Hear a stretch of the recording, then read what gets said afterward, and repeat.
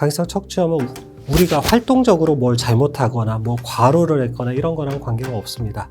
딱 자다가 아침에 눈 떴을 때 특히 더 뻣뻣하고요. 이렇게 누워서나 앉아서 한참 쉬다가 움직이려고 그러면 더 뻐근하고 아픕니다. 그래서 제가 참 조기 진단을 계속 강조하는 게 척추 강직이 일단 생겨버리면 그 다음부터는 무엇을 해도 이거가 복구가 되지가 않습니다.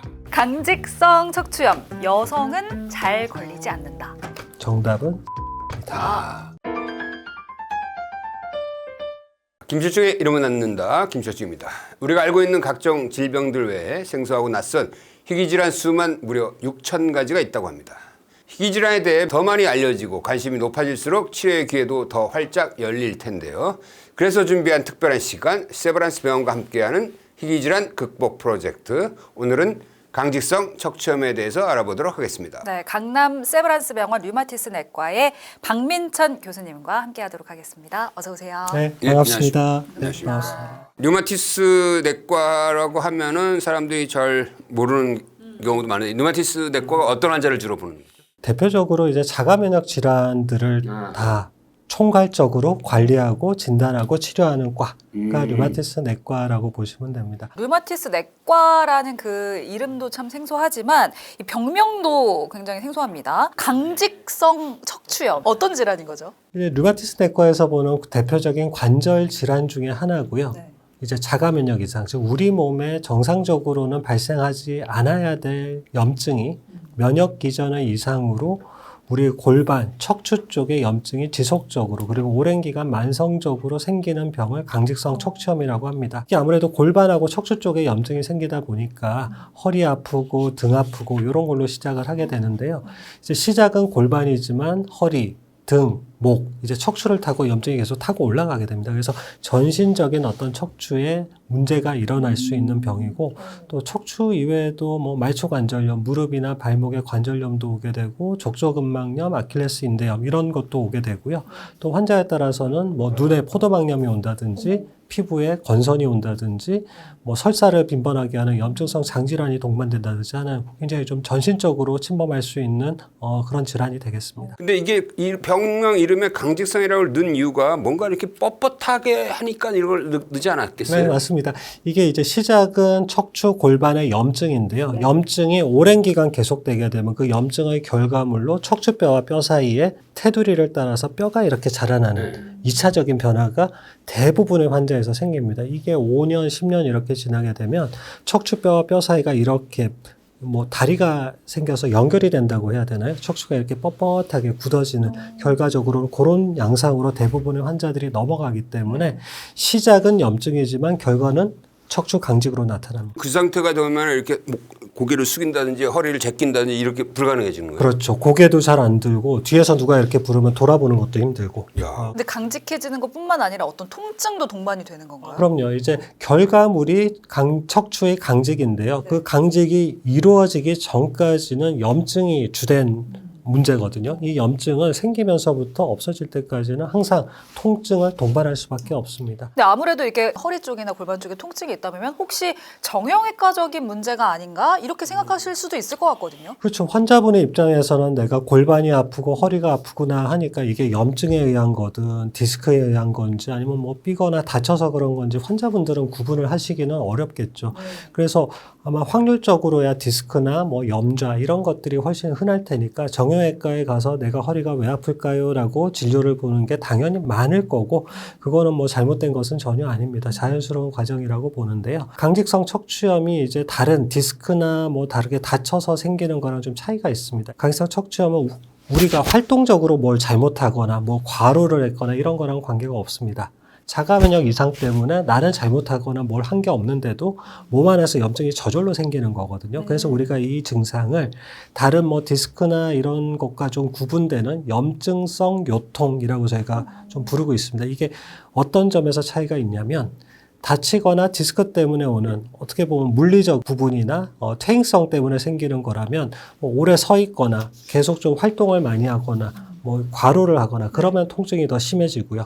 이렇게 누워서 앉아서 쉬게 되면 통증이 좀 감소되고 좀 좋아지는 그런 양상을 보이기 마련인데 강직성 척추염에서 오는 염증성 요통은 반대입니다. 딱 자다가 아침에 눈 떴을 때 특히 더 뻣뻣하고요. 이렇게 누워서나 앉아서 한참 쉬다가 움직이려고 그러면 더 뻐근하고 아픕니다. 오히려 일어나서 움직이고 하면은 시간 지나면 좀 더 통증이 줄어드는 그런 양상을 보입니다. 일반적인 허리 통증은 움직일 때 더 아프거나 네, 맞습니다. 아침 자고 일어나면 좀 괜찮고 쉬면 괜찮은데 이거는 자고 일어났을 때 아픈 거야. 네, 맞습니다. 그리고 오히려 움직이면 좋아지는 거야. 이게 보통 몇 살 때 생겨요? 되게 빠르면 10대 후반, 그러니까 중학교 3학년, 고등학교 1, 2학년부터 시작되는 경우가 굉장히 많습니다. 그 다음이 한 20대 초중반. 여자보다도 남자분들이 훨씬 더 흔하고요. 오히려 이제 40세 이후에 새로 병이 발병한다 이런 거는 매우 드문 걸로 되어 있습니다. 특별한 이유가 있을까요? 좀 젊은 환자들이 이게 이제 자가 면역 이상 때문에 척추와 골반에 염증이 생기는 건데 이제 이 원인을 몇십 년 동안 연구를 많이 했더니 면역 시스템 중에서 조력 T세포 17형이라는 게 굉장히 염증이 생기고 강인성 척추염에 있어서는 어떻게 보면 주범이라고 할 수 있는 그런 물질인데요. 요거는 젊은 나이에 훨씬 더 활성화가 많이 됩니다. 그래서 주로는 뭐 한 가지 이유만으로 설명하기는 좀 어렵지만 장내 세균 같은 거 염증이 좀 안 좋아지거나 뭐 아주 예전에 골절이나 다쳤다거나 이런 것들이 여러 가지 환경적인 요소가 좀 복합이 되면 이 조력 17형 T세포가 활성화가 쉽게 되고 요거는 젊은 나이에 특히 여성보다는 남성이 좀 더 쉽게 활성화되는 경향성을 보이기 때문에. 근데 그렇게 일찍 발병하는 이유가 뭐 특별한 이유가 자가 있을까요? 면역 질환이니까요. 자가 면역 질환은 나이가 들수록 면역 시스템은 좀 풀이 죽기 마련이고요. 젊을수록 환자가 젊을수록 면역 시스템도 젊고 활발한 거죠. 통제가 안 되는구나. 네, 그래서 왕성하게 이게 되는구나. 어떤 모종의 자극이 탁 가해졌을 때 이 면역 시스템이 엉뚱한 방향으로 확 튀어나가서 병이 생기는 거거든요. 이게 있어도 적당히 있어야 되는데 자가 면역 질환이라는 게 과도하게 많은 게 항상 문제가 됩니다. 그럼 조력 T세포 17형이 왜 과도하게 척추염 환자에서 많아질까? 그 이유가 되는 것이 장내 세균 이상이라고 우리가 추정을 하는 경우가 많습니다. 야, 이거 굉장히 흥미로워. 그러니까 이게 장내 세균 조성이라는 게 그냥 장 기능하고 관련 있는 게 아니라 완전 이런 자가 면역 질환도 일으킨다는 거네요. 그렇죠. 대부분은 뭐 그냥 단순히 그냥 설사 좀 빈번하게 하고 뭐 하는 정도로 끝나는 경우도 있는데 이게 척추염 환자분들은 제대로 된 장염, 그러니까 염증성 장질환 동반율도 일반인들에 비하면 훨씬 높거든요. 그러면 진료실에 다들 어린 학생들, 뭐 대학생들이 올 거 아니에요. 네. 이 막 돌다가 그러니까요. 진단이 계속 아프서 치료가 안 나서 여기까지 올 것 네, 같은데. 정형외과도 가보고 뭐 한의원도 가보고 뭐 이랬을 것 네, 같아요. 물리치료 받고. 이게 딱 발병을 하고 처음부터 이제 골반에 염증이 이렇게 이제 천골 장골이라고 해서 우리가 천장관절이 골반의 딱 센터 중앙에 있는 관절이거든요. 요 관절의 아래쪽에서 염증이 시작하는 게 가장 대표적인 특징인데요. 이게 염증이 시작되고 엑스레이에서 이게 좀 이상이 있다라고 보일 때까지 시간이 보통 2, 3년 이상, 길면 5년 이상 걸립니다.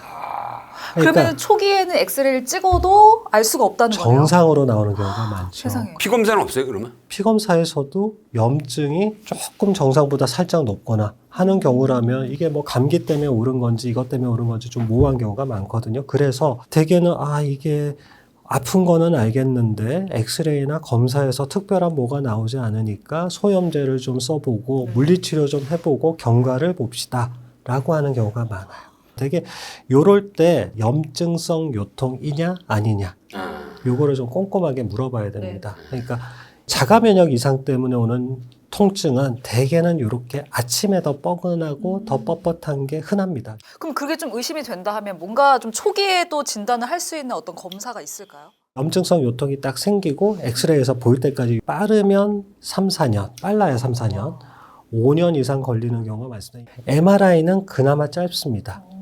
6개월에서 1년. 기본적으로야 엑스레이 찍고 CT까지는 해보는 게 맞죠. 근데 거기서 안 보인다고 이거 척추염 아니야 라고 얘기하시면 안 될 것 같고요. 젊은 친구, 그 다음에 염증성 요통의 특징이 확실히 있다라고 하면 MRI까지는 해보시는 게 맞겠습니다. 그러면 지금 이게 이제 희귀질환에 분류되어 있긴 한데 강제성 척추염으로 진단받는 환자가 몇 명 정도 될까요? 우리나라 기준으로는 전체 인구의 한 0.5에서 0.6% 정도 될 걸로 추정을 합니다. 이게 뭐 아주 흔한 병은 당연히 아닙니다만은 아주 드물지는 않지 않은가라고 생각을 할 수는 있거든요. 일단은 우리나라에서 1,000명은 매년 나온다고 봐야겠죠. 가족력도 좀 영향이 있나요? 가족력 영향 많고요. 이 발병 기준 중에 하나가 이제 HLA-B17이라는 유전자가 전체 척추염 환자의 90%가 양성입니다. 근데 일반인들은 이게 거의 잘 안 나와요. 근데 유전자가 나온다는 거는 당연히 이 병은 그 어떤 질환들보다도 유전자에 의한 소인이 굉장히 좀 많이 관여를 한다라고 봐야 되고, 아빠나 엄마, 부모 중에 척추염이 있으신 분은 자녀가 생길 확률이 다행히 아주 높지는 않지만 그래도 6에서 7% 나옵니다. 그리고 뭐 고모, 이모, 삼촌, 뭐 할아버지 이런 식으로 직계 말고 혈연이라고 할 수 있는 친척분들까지 확장해서 보면 14에서 15% 정도 척추염 환자가 유전이 될 수 있습니다. 그런 환자들은 진짜 굉장히 주의 깊게 봐야겠네요. 그렇죠. 대개는 이제 10대 중후반에 염증성 요통 남자애들이 있다. 그러면 이거 일단 류마티스 내과 일단은 데려가서 진료를 받아보시는 게 맞습니다. 특히 가족 중에 누가 한 달이 건너서라도 있으면 특히 더 그렇습니다. 근데 만약에 이거를 방치하고 만약에 끝까지 냅두면 어떻게 되는 거예요? 그냥 이 염증이 계속 이 목뼈까지 올라오는 거예요? 맞습니다. 목뼈까지 올라와서 이게 뭐 좌우로 도리도리 고개 돌리는 것도 쉽지 않고요. 일단 기본적으로 이렇게 머리가 안 들어지고 땅을 바라보고 살아야 되는 굉장히 불행한 상황이 되거든요. 자, 그렇게 진단됐으면 광인성 척추염 치료는 어떻게 하나요? 일단 염증을 잡아야겠죠. 자가 면역 이상 때문에 염증이 막 생겨나는 병이기 때문에 이 염증을 없앨 수 있는 약물 치료를 하는 게 가장 기본입니다. 20, 30년 전부터 많이 썼던 게 비스테로이드 항염제라고 하는 거. 이게 그래도 효과가 괜찮습니다. 그걸로 다 좋아지게 한다는 거는 말이 안 되고 좀 모자람이 있지만 그래도 전체 환자의 한 60에서 65% 정도는 한두 가지 정도의 진통 소염제를 이렇게 조금 이렇게 환자한테 맞는 약들을 잘 찾아주면 그래도 증상도 많이 좋아지고 염증도 많이 좋아지고 네, 일상생활이나 사회활동 큰 문제 없이 운동하면서 지낼 정도로는 만들어줄 수는 있습니다. 근데 이게 소염제라는 게 이제 증상을 개선하는 거지 병의 진행을 막는 건 아니잖아요. 그렇죠. 그래서 증상은 좀 개선이 되더라도 엑스레이에서 조금 진행을 하는 것 같다라고 하면 바로 치료 전략을 바꿔줘야 됩니다. 환자에 따라서. 그래. 그때 우리는 지금은 생물학적 제재라고 하는 이제 주사 치료 이런 것들을 전 세계적으로 굉장히 많이 하고 있습니다. 생물학적 제재 뭔가 좀 무서운 느낌도 드는데 정확히 어떤 건가요? 종양 괴사 인자를 선택적으로 없애주는 주사제가 개발이 됐고 이거를 강인성 척추염 환자 수십 명, 수백 명한테 연구를 했을 때 환자 증상도 굉장히 많이 좋아지고 염증도 현저하게 많이 떨어지고 기존의 소염 진통제로 해결이 안 됐던 환자들도 이 주사를 하면 되게 많이 좋아지더라라는 논문이 나왔죠. 그 이후로 여러 가지 종류의 종양괴사인자 억제제들이 나와서 지난 20년 동안 환자들한테 많이 쓰였고요. 최근에는 먹는 약도 나왔거든요. 이게 주사제로 하는 게 이거 난 너무 번거롭고 귀찮다 하시면 먹는 약도 있습니다. 근데 약을 한 번 복용하면 평생 복용해야 되나요? 강인성 척추염 자체가 완치를 약속할 수 있는 그런 질환은 아닙니다. 만성적으로 계속 진행하는 난치성 질환이다 보니까 대부분의 환자들에 있어서 평생에 가까운 시간을 드실 수밖에 없는 경우가 많고 그게 의사 입장에서도 참 안타깝고 한 일인데요. 아주 조기에 잘 진단이 되고 적절한 치료를 잘 받아서 척추강직이 생기기 전 단계에 잘 염증을 조절을 해버리면 나중에는 약을 훨씬 덜 드셔도 됩니다. 그래서 제가 참 조기 진단을 계속 강조하는 게 척추강직이 일단 생겨버리면 그 다음부터는 무엇을 해도 이거가 복구가 되지가 않습니다. 척추강직 생기기 전에 딱 그 기회의 시간이 있고요. 요때 조기 진단에서 치료를 좀 적극적으로 잘 받아서 염증을 최대한 빠른 시간 내 없애면 나중에 나이 들어서도 척추강직은 전혀 안 진행하는 건 아닌데 훨씬 덜합니다. 근데 약물 치료가 안 된다. 그러면 이제 수술적인 치료로 해결을 해야 되는 건가요? 이제 고관절염이 심하게 와서 이게 손상이 되면 그거를 이제 하중을 버텨야 되는 관절이기 때문에 약만으로는 오히려 또 좀 한계가 있습니다. 그럴 때는 이제 인공관절 수술 같은 거는 정말로 해야 될 대상이 된다면 적극적으로 권장해야 될 정도로 필요한 수술적 치료가 되겠고요. 이게 약간 펴주는 이렇게 고개를 들게 하는 도움은 되는데 이렇게 뭐 돌아보거나 뭐 활동을 하거나 요렇게까지 기능적으로 호전하는 거는 쉽지는 않고요. 목의 척추를 건드려야 되기 때문에 이게 조금 위험합니다. 중요한 건 하여튼 골반 염증 단계에서 조기에 발견을 해가지고 이런 염증 치료랑 이런 생물학적 제재를 총동원해서 그 진행 자체를 굉장히 천천히 가게 하거나 늦추게 하는 그게 이 강직성 척추염의 핵심 포인트네.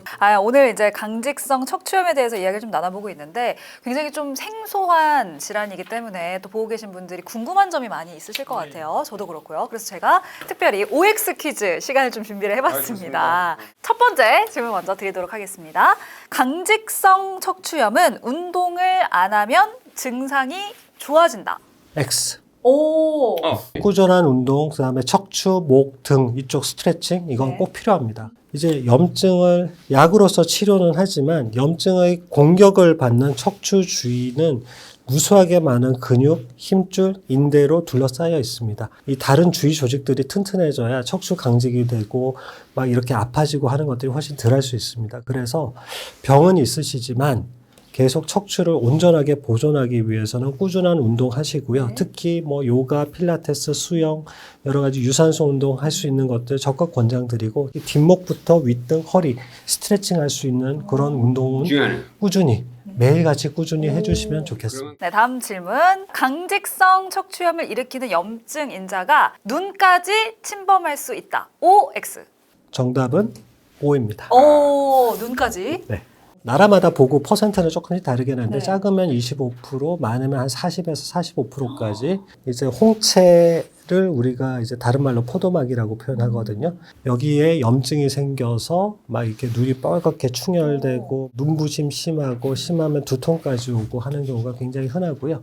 강직성 척추염이 자가면역 질환이다 보니까 척추 이외의 다른 곳에도 원격으로 그러긴. 전신적인 염증이 생길 수 있고 제일 대표적으로 흔히 오는 것이 눈의 포도막염이 되겠습니다. 그러면 환자들을 정기적으로 안과 검진을 하라고 그러세요? 1년에 한 번씩은 안과 검진 받는 게 맞습니다. 맞는 거죠. 네. 네. 강직성 척추염. 여성은 잘 걸리지 않는다. OX 들어주시기 바랍니다. 정답은 세모입니다. 어려웠어요, 이거. 네, 이게 남성에 비해서 상대적으로 적게 발생한다는 맞습니다. 근데 이제 남녀 비율이 8대 2에서 이제 7대 3 정도니까 남자보다는 확실히 적게 생기는 건 근데 맞습니다. 이거 신기한 게 대부분의 자가면역질은 여성이 훨씬 많거든. 근데 요것만 남자가 많아. 그 조력 T17형 T세포가 얘가 여성 호르몬에 약합니다. 걔가. 척추염이 온다 하더라도 남성분들보다 염증도 상대적으로 좀 덜하고요. 척추 강직의 진행되는 정도도 살짝 남성보다는 좀 덜합니다. 다치거나 허리 디스크가 있는 것도 아닌데 치료되지 않는 요통이 생겼을 게 그때는 진짜 한번 의심해 봐야 되는 거죠. 뭐 대한민국의 중고등학생들이 이제 뭐 활발하게 운동하고 체육을 열심히 하는 친구들이 얼마나 있겠습니까? 다 맨날 책상에 앉아가지고 무거운 가방 메고 공부하고 하니까 허리가 뭐 측만증 조금 있어도 다 아프고 할 수는 있잖아요. 이제 그런 통증은 물리적인 요소에 의한 통증입니다. 그러니까 오래 앉아 있거나 안 좋은 자세를 취했기 때문에 아픈 거고 쉬면 좋아지고 하는 건 분명히 있는데 염증성 요통은 내가 어떤 활동을 했다 말았다가 중요한 게 아니에요. 나의 활동이나 생활 습관과는 무관하게 자가 면역 이상 때문에 염증은 저절로 생기는 겁니다. 그리고 그 염증이 밤 사이에 관절 사이사이, 뼈 사이사이에 차곡차곡 쌓이죠. 그래서 딱 눈 떴을 때 그 압력이 증가되니까 되게 뻣뻣한 거고 일어나서 움직이면 근육이 요거를 짜주는 역할을 하거든요. 그래서 혈관이나 임프관으로 그 염증이 빠져나가니까 이제 증상이 좋아지는 그런 걸 경험을 합니다. 그래서 염증성 요통이 있다, 젊은 친구들이 있다 하면 꼭 그 주위에 류마티스 내과 전문의 보셔서 진료 한번 보시고요. 류마티스 내과 전문의들은 이런 부분에 대해서는 굉장히 경험도 많고 예민하게 잡아냅니다. 그래서 의심될 때는 꼭 진료를 받아보시는 걸 권합니다. 환자분들에게 좀 당부하고 싶은 말씀이 있으시다면 한 말씀 부탁드리겠습니다. 한 가지 좀 더 추가해서 말씀드리고 싶은 거는 혹시 척추염 진단 받으신 분 중에 흡연하고 계신 분 계시면 꼭 반드시 금연하시기를 권고드립니다. 환자분들 중에 이제 흡연자, 비흡연자 비교를 해보면 흡연을 하시는 분들은 치료를 해도 뭔가 치료가 잘 안 돼요. 염증이 좀 삐질삐질 이렇게 덜 잡히는 경향이 있고 10년 뒤, 20년 뒤에 엑스레이 찍어보면 비흡연자들보다 척추 강직이 훨씬 더 심하게 진행을 한다라는 거는 이미 여러 가지 연구를 통해서 많이 밝혀져 있습니다. 그래서 꾸준히 운동하시고 꼭 금연하시고 진료 보면서 약물 치료 꾸준히 열심히 잘 받으시기를 권고드립니다. 영상 보시면서 궁금한 점 있으셨다면 댓글로 남겨주시고요. 저희는 다음 이 시간에 더 유익한 건강 정보로 찾아오도록 하겠습니다. 함께해 주신 박민찬 강남 세브란스병원 류마티스 내과 교수님 고맙습니다. 예, 고맙습니다. 감사합니다. 예.